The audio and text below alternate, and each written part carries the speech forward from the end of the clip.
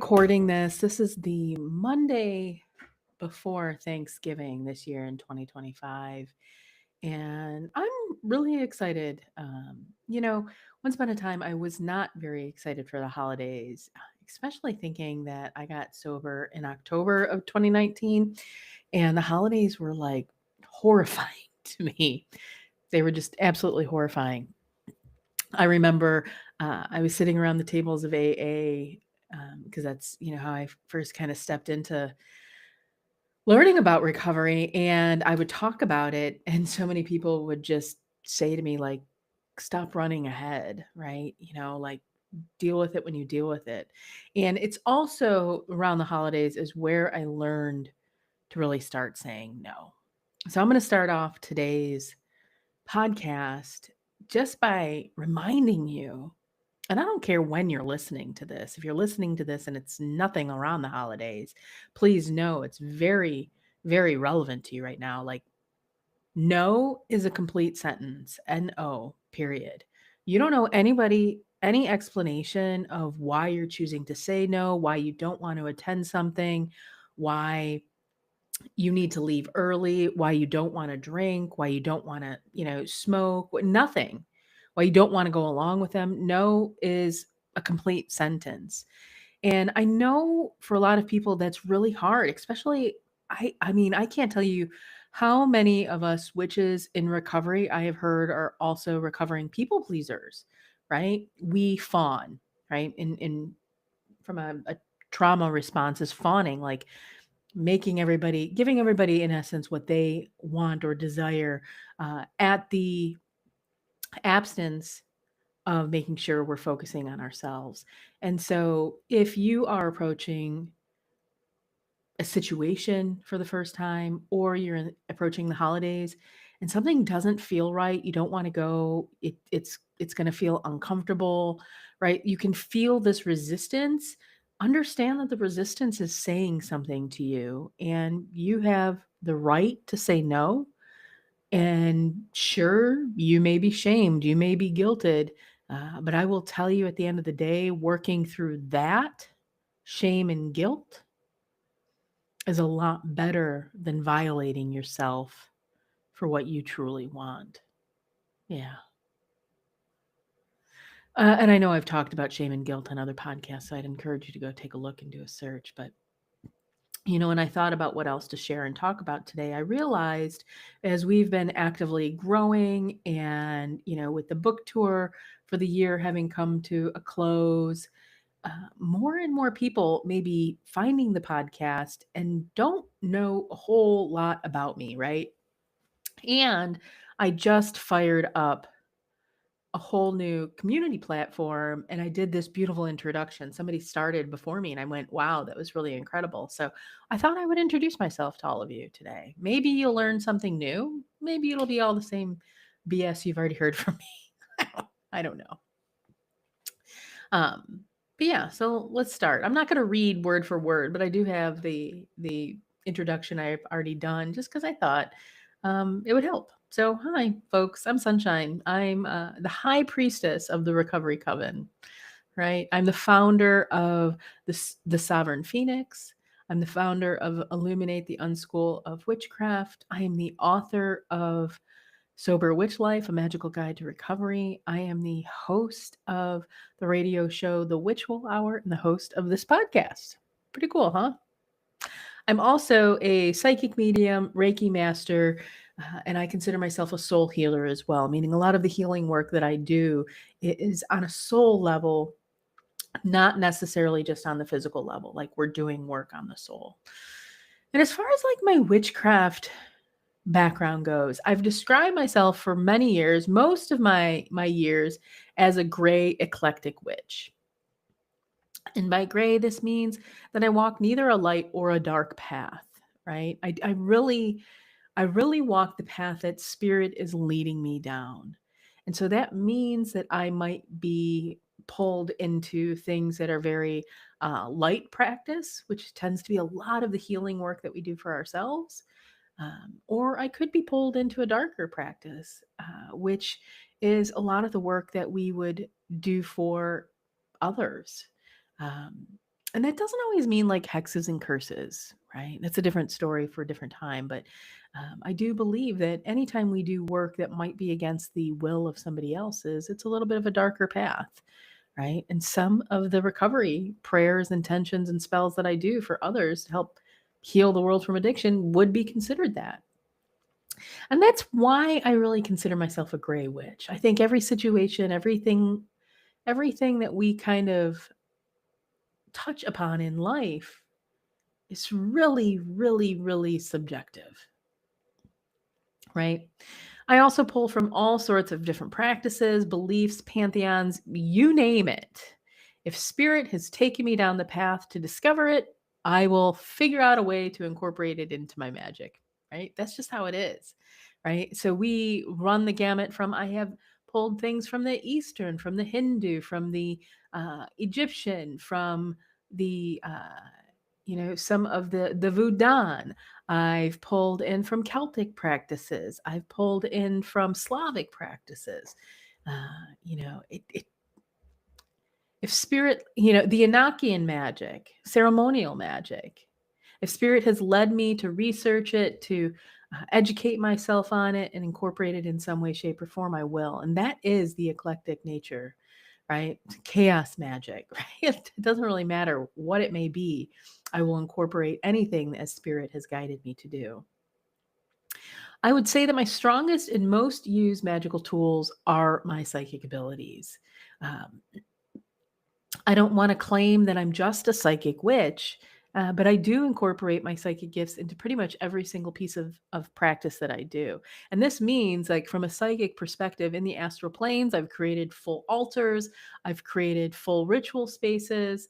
Wow, I'm reminded of mm, when I used to do the Saturn rituals every month, this beautiful, beautiful ritual space that was created in the astral for that. Mm, I haven't visited that in a while. That might be lovely to step into. It had a roller rink underneath. I know, I'm wild, right? Um, but I listen incredibly closely to whatever the divine has to say, and I allow it to lead me to where I need to go. I've chosen to surrender to the divine. I've also used these gifts to support others professionally in the last 5 years, meaning I have been a psychic medium for hire. I have worked the psychic circuit here in the Midwest for almost 3 years.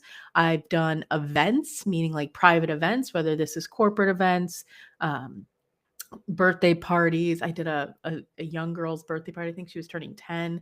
I have done girls' nights in, bachelorette parties, you name it. Pretty much anything, any kind of event that you might want entertainment at, I've probably done it. And I've loved being a psychic medium. I absolutely love it. Um, Yeah, I mean, some of those psychic events we're talking about in the course of a day, 20 readings, course of a weekend, 70? Yeah, a lot. As far as the element that I'm most connected to, I would say it's air and spirit. Spirit, because of what I was saying with these psychic gifts and having the divine constantly kind of to inspire. But air is this mental space, right? Air is reflective of the mental, it is reflective of communication. And so, not only connecting with spirit, but often, for much of my life, being kind of stuck in my head. It's the truth. Um, a daydreamer as a child, right? And then next would be fire, right? I'm a Libra sun, which is an air sign. I am an Aries moon, which is a fire sign. And these both show up in really beautiful ways. And if you think about this, the air being able to have the idea, the fire, the motivation to actually take action on it.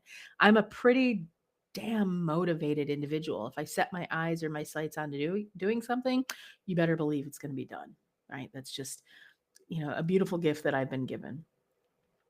But because of this, right, if you think about that concept, this ideation and this go after it, I have to be very, very conscious of working with earth energy because I can be too, in the head and to go. So this does mean that I really love to garden and I love to just to be present and to pause and to stop and to listen. It's a really beautiful thing. As far as the deities that I work with, again, a lot. And it's really where spirit leads me. I have altars currently right now for Pluto, Mars, Mercury, Jupiter, Venus, Saturn, Bastet, Maman, Brigitte, Hecate, as well as Ganesh. Right? I have an ancestor altar. And when I say an altar, I mean like most of what, if you were watching the podcast live stream, you're going to see this stuff like behind me, right? You've got Mercury, you've got Mars, you've got Venus up here. We've got a blend between Hecate, Maman Brigitte, and Bastet over above my left shoulder, right? And then other altars throughout. There's a number of them that are here in this room, but my Ganesh is upstairs. I have a working altar, right? I consider the kitchen an altar. I really do. My ancestor altar, and I have a home altar, which is, I have things on that are related to the home and what I'm currently doing. There's a lot of protection as it relates to the home as well. My entire house is pretty fucking magical.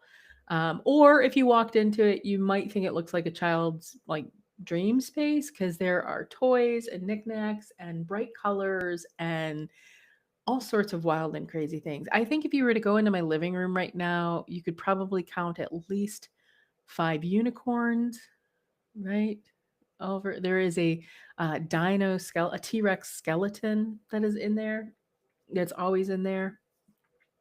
At least has been for many, many years.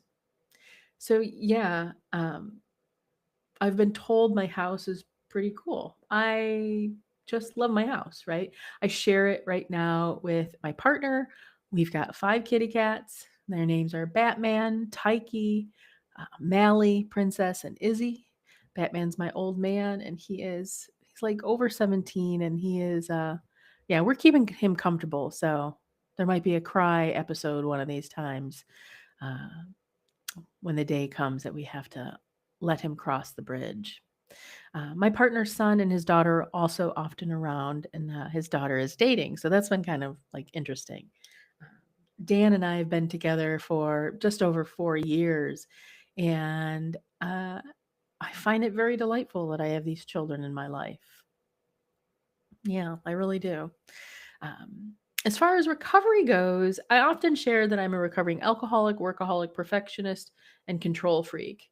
But as I've been in recovery, I'm realizing I'm also recovering from childhood sexual abuse, emotional abuse, an abusive marriage, and a very toxic and what I call abusive work environment. You can add into for years as well disordered eating, and I'm not gonna lie, sometimes I feel like I've been relearning how to live for the past 6 years, like recovery, like truly learning how to live a beautiful life, like a life that's not causing me to mask, not causing me to like constantly feel shame and guilt and self-loathing, right? My sobriety date from alcohol is October 9th. Um, and I smoked pot for a good number of my years in recovery from alcoholism. And I consider it kind of a harm reduction tool, um, and have been free from that for well over a year now as well. And I don't have any judgment. I think everybody gets to choose their own recovery journey, what's been robbing them of living their best possible life, and make the determination of what they want to let go of in order to live that beautiful life, right? And it had just become a point, as I stepped deeper into this work and working with folks in recovery, that I didn't want any substance to really be a part of my journey anymore. Even coffee, even caffeine sometimes every now and again. I'm like, okay. Delicious.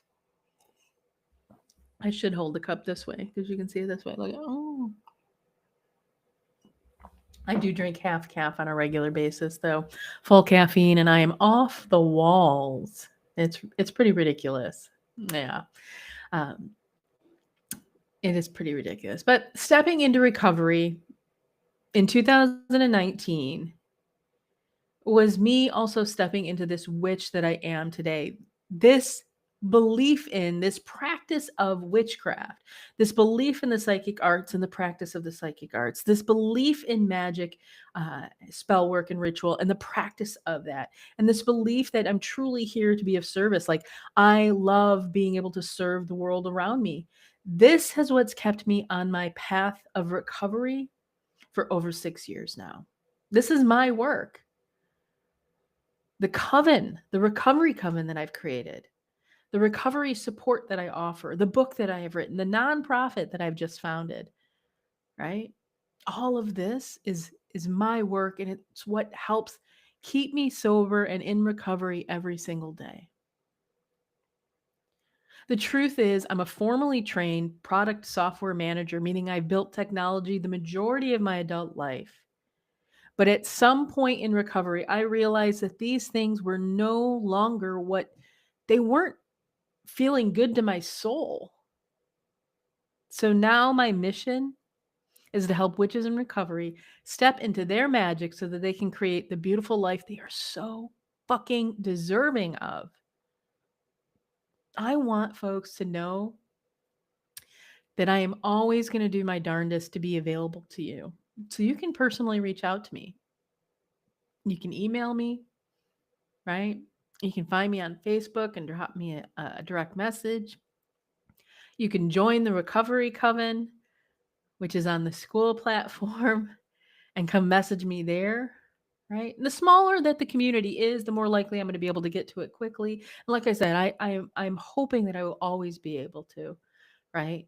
Um, but the reality and the truth is I also have this vision that all of this grows to be huge and gigantic, so that so many more witches are helped in their recovery paths. Yeah.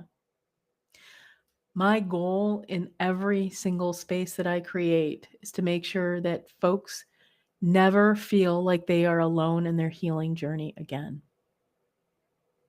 So, my dear witches, know that I already love you, and I am so proud that you stepped onto the journey that you have.